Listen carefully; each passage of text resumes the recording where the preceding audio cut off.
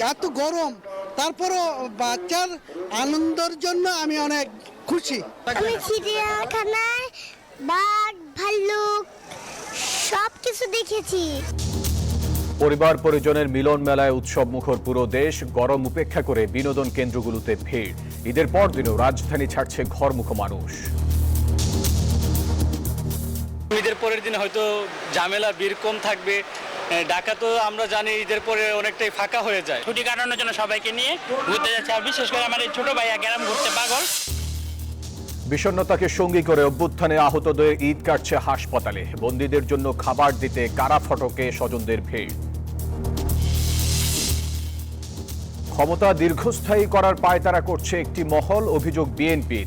ঈদ শেষে বিচার ও সংস্কার দাবিতে সারা দেশে এনসিপির কর্মসূচি। কাল থাইল্যান্ডের শুরু বিমস্টেক সম্মেলন। অনিশ্চিত ইউনুস মোদি বৈঠক। আঞ্চলিক আকাঙ্ক্ষা পূরণে সহায়ক ভূমিকা রাখার আহ্বান। বানের জলে ম্লান সাতক্ষীরা উপকূলবাসীর ঈদ। খোলপেটুয়া নদীর বাঁধ ভেঙে 11টি গ্রাম প্লাবিত। পানির নিচে বসতবাড়ি, মাছের ঘের। মিয়ানমারে ভূমিকম্পে নিহতের সংখ্যা বেড়ে 2700। জরুরি সহায়তার আবেদন জাতিসংঘের। দ্বিতীয় দফায় ত্রাণ পাঠালো বাংলাদেশ। এবং অস্ট্রেলিয়ান ক্রিকেটারদের কেন্দ্রীয় চুক্তিতে 3 নতুন মুখ। টি-20-র অধিনায়ক পরিবর্তন। ওয়েস্ট ইন্ডিজের শাই হোপের কাঁধে দায়িত্ব। দর্শক, স্বাগত নিউজ 24 সংবাদে। পুরো সংবাদে আপনাদের সাথে আছি আমি ফয়সাল মাহমুদ। দেখছিলেন সংবাদ শিরোনামগুলি। দর্শক, সবাইকে পবিত্র ঈদ উল ফিতরের শুভেচ্ছা। ঈদ মোবারক। চলে যাব পুরো খবরে। ঈদের দ্বিতীয় দিনে উৎসব আনন্দে মেতেছে পুরো দেশ। রাজধানী ঢাকা সহ সারা দেশের বিনোদন ও পর্যটন কেন্দ্রগুলোতে দর্শনার্থী ও পর্যটকদের উপচে পড়া ভিড়। ভিড় ছিল শহরের ইনডোর বিনোদন কেন্দ্রগুলোতেও। তীব্র গরমে সাগর জলে মাতামাতি করেও ঈদ ছুটি উদযাপন করেছেন পর্যটকরা।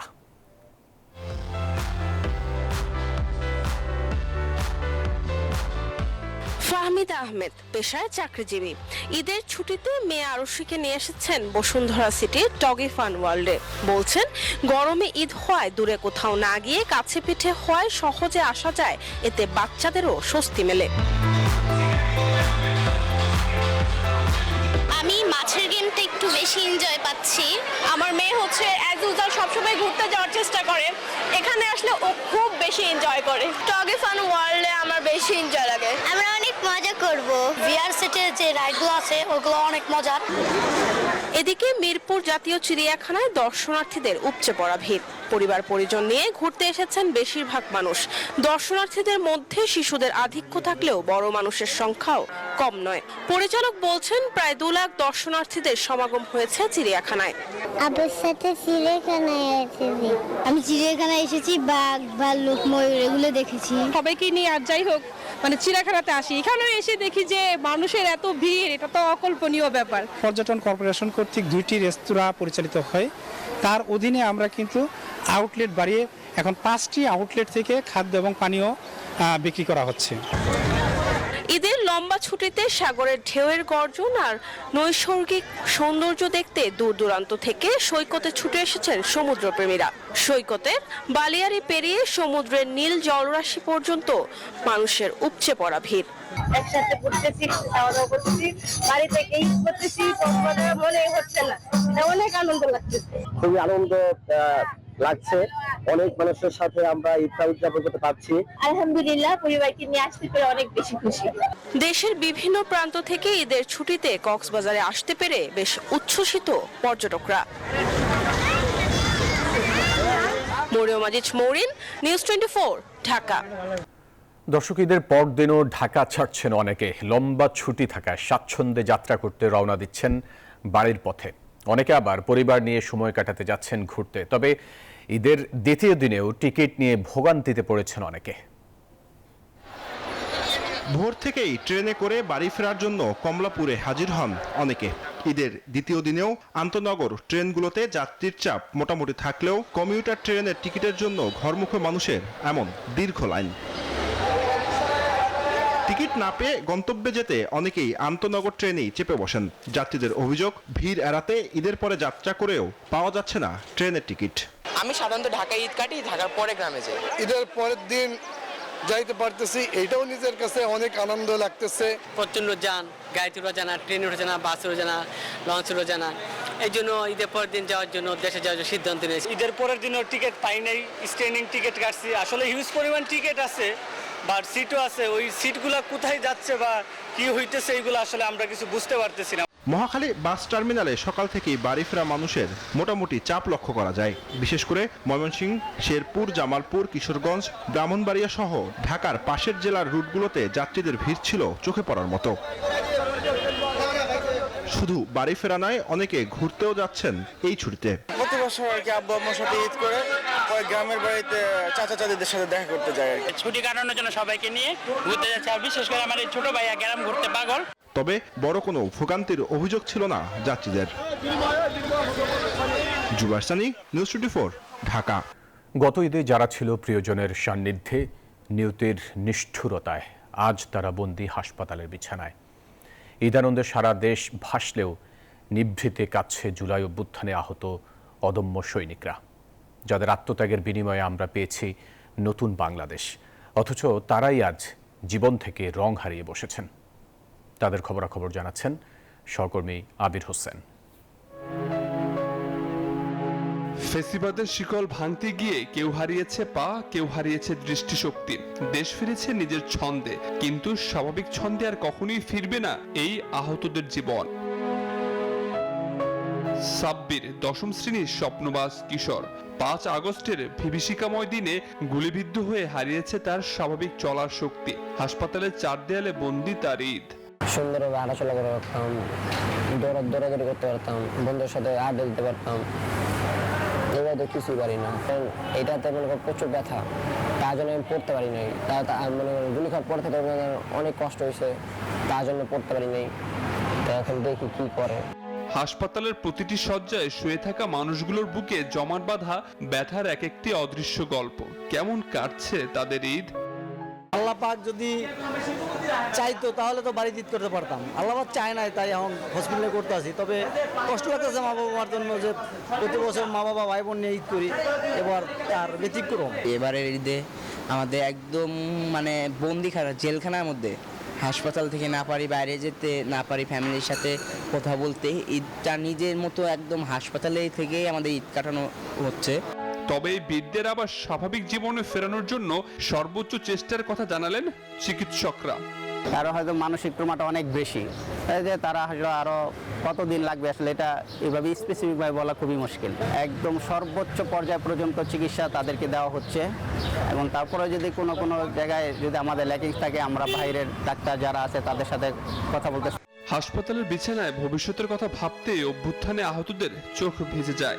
দেশের জন্য রাজপথে গুলির সামনে বুক পেতে দিলেও এখন যেন তাদের পাশে কেউ নেই। জীবনের স্বাভাবিক আলো যেন দূরে, বহু দূরে। আবির হোসেন, নিউজ 24, ঢাকা। এদিকে প্রিয়জনকে ঈদের বিশেষ খাবারের স্বাদ দিতে কারাগারগুলোতে স্বজনদের ভিড়। দীর্ঘদিন পর ঈদ উপলক্ষে এমন সুযোগ দিয়েছে কারা কর্তৃপক্ষ। একই সঙ্গে বন্দীদের সঙ্গে সাক্ষাতের সুযোগ পাচ্ছেন পরিবারের সদস্যরা। ঈদের তৃতীয় দিনে বন্দীদের জন্য থাকছে দিনব্যাপী সাংস্কৃতিক আয়োজন। অপেক্ষা আর চোখে মুখে হতাশার ছাপ। ঈদ উপলক্ষে বাড়ির খাবার নিয়ে স্ত্রী, সন্তান আর আত্মীয় স্বজন এসেছে পরিবারের বন্দী সদস্যদের সাথে ক্ষণিকের সাক্ষাতে। স্বামীর অপেক্ষায় এই মাঝবয়সী নারী, সঙ্গে 3 মেয়ে নাতিপুতি নিয়ে এসেছেন নিজের হাতে রান্না করা খাবার। সৃষ্টি হয় আবেগঘন পরিবেশ।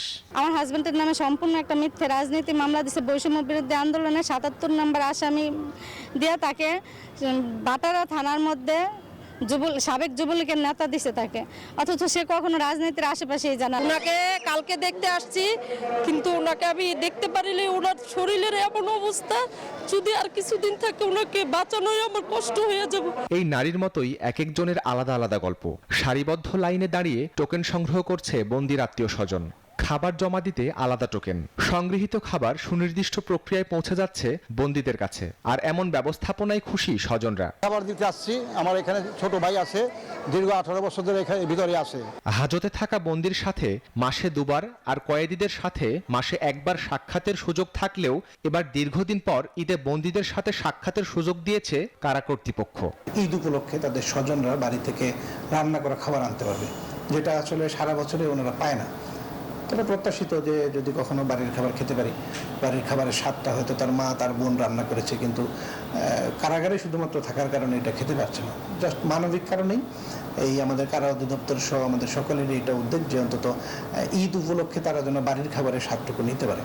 ঈদের আমেজ ছড়িয়ে দিতে বুধবার কারাগারে থাকছে সাংস্কৃতিক আয়োজন। অংশগ্রহণ করবে বন্দীরা, আবার তারাই হবে দর্শক। বন্দীদের জন্য এমন ভিন্নধর্মী উদ্যোগ অপরাধীর মানসিক পরিবর্তনে ইতিবাচক ভূমিকা রাখবে বলে আশা কারা কর্তৃপক্ষের। শাহরিয়ার শৌমিক, নিউজ 24, ঢাকা। এই ঈদের খুশিতে ডুডলস কিনলেই পাচ্ছেন হালিম মিক্স ও স্টিক নুডলস ফ্রি। নুডলস খান নাই তো নুডলসই খান নাই। এবার অন্য প্রসঙ্গ। সবার ঐকমত্যের ভিত্তিতে আগামী সংসদ নির্বাচন অনুষ্ঠিত হবে বলে মন্তব্য করেছেন বিএনপির মহাসচিব মির্জা ফখরুল ইসলাম আলমগীর। ঈদের দ্বিতীয় দিনে ঠাকুরগাঁওয়ে নিজ বাসভবনে দলীয় নেতাকর্মীদের সাথে মত বিনিময়ের আগে সাংবাদিকদের কথা বলেন সংস্কার প্রস্তাব পর্যালোচনা করছে বিএনপি। আশা করেন চলতি বছরের ডিসেম্বরের মধ্যে অনুষ্ঠিত হবে জাতীয় নির্বাচন। সংস্কারের নির্বাচন তো আলাদা জিনিস না। সংস্কারের মতো চলবে, নির্বাচনের মতো চলবে। আমাদের রাজনৈতিক দল হিসেবে আমাদের কাজ হচ্ছে জনগণের সঙ্গে সম্পর্ক করা। এদিকে বিএনপির স্থায়ী কমিটির সদস্য আমির খসরু মাহমুদ চৌধুরী বলেছেন, ফ্যাসিস্টও একটি শক্তি ছিল, এখন আবার আরেকটি শক্তি দেখা যাচ্ছে যারা ক্ষমতায় থাকার জন্য নতুন নতুন পায়তারা করছে। মঙ্গলবার সকালে চট্টগ্রামে মেহেদিবাগ নিজ বাসভবনে দলীয় নেতাকর্মীদের সাথে কুশল বিনিময়ের সময় এসব কথা বলেন তিনি। জানান, ফ্যাসিস্টরা যেভাবে দাঁড়াতে পারেনি তারাও যাতে জনগণের সামনে দাঁড়াতে না পারে সেজন্য বাংলাদেশের মানুষ প্রস্তুত রয়েছে। দেশকে এগিয়ে নিতে দেশের মানুষের হাতে মালিকানা ফিরিয়ে দিতে হবে বলে মন্তব্য করেন আমির খসরু। এই বাংলাদেশের জন্য আমরা গত 16 বছর যুদ্ধ করেছি, জেল খেটেছি, গুম খুন হত্যার শিকার হয়েছি, মিথ্যা মামলার শিকার হয়েছি। সুতরাং আজকের এই বাংলাদেশকে সামনের দিকে এগিয়ে নিয়ে যাওয়ার জন্য আমাদের যে নির্বাচনী, আমাদের যে গণতান্ত্রিক অর্ডার, আমাদের যে গণমানুষের মালিকানার যে বিষয়টা, সেটা ফিরিয়ে আনতে হবে। রমজানে ইফতার কেন্দ্রিক রাজনীতির পর এবার মাঠের রাজনীতিতে মনোযোগী নতুন দল জাতীয় নাগরিক পার্টি এনসিপি। আর তাই নিজেদের অবস্থান জানাতে ঈদের পর সারা দেশে গণসংযোগের মাধ্যমে দল পুনর্গঠনে কাজ করবে বিপ্লবীদের নিয়ে গড়া এই দল।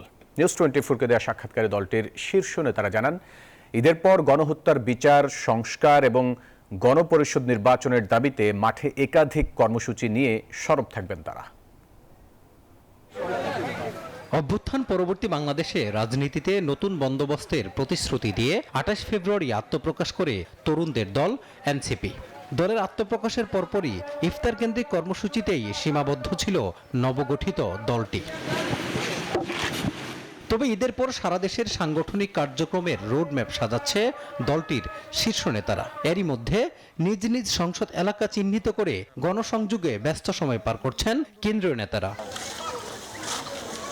দলটির নেতারা জানান, ঈদের পর তাদের প্রধান লক্ষ্য হবে দলের সাংগঠনিক পরিধিকে সারা দেশে পৌঁছে দেওয়া। বলেন, গণহত্যাকারী আওয়ামী লীগের বিচার এবং তাদের নিবন্ধন বাতিলের দাবিতে মাঠে সরব থাকবে এনসিপি। দল হিসেবে আওয়ামী লীগের এখানে দায় আছে, যারা দলীয়ভাবেই বাংলাদেশে একটা ফেসিবাদ চাপিয়ে দিয়েছিল। অতএব যারা বাংলাদেশে ফেসিবাদ চাপিয়ে দিয়েছে, বাংলাদেশের গণতন্ত্রকে গলা টিপে হত্যা করেছে এবং বাংলাদেশের মানুষের উপরে বারংবার হত্যাযজ্ঞ চালিয়েছে, তাদের বিচার হওয়া এটাই ন্যায্যতার কথা। এত রক্তদানের পরে এটা স্রেফ আগের ব্যবস্থায় ফেরত যাবে, এটা হতে পারে না। তো সেই ক্ষেত্রে আমরা একটা গণতান্ত্রিক ব্যবস্থার কথা বলেছি যে আপনি মিছিলে নামতে পারবেন, কিন্তু আপনাকে গুলি করতে পারবে না পুলিশ। আমি মনে করি যে আমরা যদি তৃণমূল পর্যন্ত পৌঁছাতে পারি, সর্বশেষ কিছু জরিপে যেটা দেখা গেছে, এখনো হিউজ পরিমাণ ভোটাররা কোনো সিদ্ধান্তে আসেনি যে তারা কাকে ভোট দেবে। তো আমরা যদি তাদের কাছে পৌঁছাতে পারি তাহলে আমরা খুব ভালো ফলাফল করব। শীর্ষ নেতারা বলেন, পরিবর্তিত বাংলাদেশে এনসিপিকে নিয়ে জনমনে যে প্রত্যাশা তৈরি হয়েছে তা পূরণে কাজ করবে তারা। বলেন, আগামী জাতীয় নির্বাচনে কারো সাথে জোটে না গিয়ে এককভাবে নির্বাচন করবে তারা। আমাদের সময় খুব কম, কিন্তু 7-8 মাস সময় আছে নির্বাচনের আগে। এই 7-8 মাস যদি আমরা পরিপূর্ণভাবে ব্যবহার করতে পারি তাহলে আমরা খুব ভালো রেজাল্ট, এবং এমনকি এখন যে রেজাল্ট ভাবা যাচ্ছে না তেমন রেজাল্ট আমাদের পক্ষে আসতে পারে, অর্থাৎ আমরা জনগণের ভোটে সরকারেও যেতে পারি। কারণ আমরা দেখেছি যে জনগণের মধ্যে একটা বিপুল, নতুনদের প্রতি একটা বিপুল পরিমাণ ভরসা আছে আর কি। তো সেটা আমরা কাজ শুরু করবো। যেহেতু রোজার মাসে আমরা কিছু ঘরোয়া কাজ করেছি এবং আমরা মাঠে নেমে পড়বো কর্মসূচি দিয়ে এই এপ্রিল মাস থেকে। তো সেটা আমরা করতে পারলে আমরা মনে করি দ্রুতই, যেহেতু আমাদের ইতিমধ্যেই জাতীয় নাগরিক কমিটি পর্যায়ে কমিটিগুলো আছে, আমরা খুব দ্রুত গুছিয়ে উঠতে পারবো। তরুণরা জনগণের সাথে সম্পৃক্ত হয়ে জনগণের আগ্রহের প্রেক্ষিতে, আকাঙ্ক্ষার প্রেক্ষিতে তাদের একটা রাজনৈতিক দলের আত্মপ্রকাশ ঘটিয়েছে। আমরা মাত্র 1 মাস সময় অতিক্রান্ত করেছি এবং আমরা বিশ্বাস করি যে সারা দেশে এই 1 মাস সময়ের মধ্যে আমাদের শুভাকাঙ্ক্ষীরা, আমাদের সমর্থকরা যেভাবে নিজেদেরকে জানান দিতে পেরেছে, তাতে করে আমরা আসলে সামনের দিনে আমরা নিজেদেরকে আরো গুছিয়ে তুলতে পারবো। জানান, আগামী জাতীয় সংসদ নির্বাচনে 300 আসনে প্রার্থিতা দেওয়ার সক্ষমতা রয়েছে তাদের, আর সেই লক্ষ্য নিয়ে এগিয়ে যাচ্ছে তারা। রিকশাওয়ালা থেকে শুরু করে সমাজের সকল শ্রেণী পেশার মানুষের কাছে যাব। মাজহারুল ইসলাম, নিউজ 24, ঢাকা। ঢাকা দিল্লির সম্পর্কের টানাপোড়েনের মধ্যেই 2 থেকে 4 এপ্রিল ব্যাংককে হবে বিমস্টেক সম্মেলন। এর মধ্যে অনেকটা অনিশ্চিত ভারতের প্রধানমন্ত্রী নরেন্দ্র মোদীর সাথে ডক্টর মোহাম্মদ ইউনূসের সাইডলাইন বৈঠক। সংকীর্ণ রাজনৈতিক বিভেদ ভুলে আঞ্চলিক আকাঙ্ক্ষা পূরণে বিমস্টেক শীর্ষ সম্মেলন সহায়ক হবে এমন প্রত্যাশা বিশ্লেষকদের।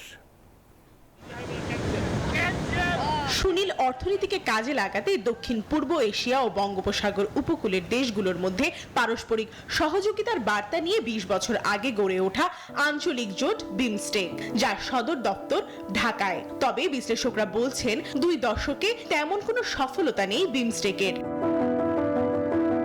এমন পরিস্থিতিতে 2 এপ্রিল ব্যাংককে শুরু হচ্ছে 20তম বিমস্টেক সম্মেলন। যোগ দিতে 3 এপ্রিল ব্যাংকক যাচ্ছেন প্রধান উপদেষ্টা।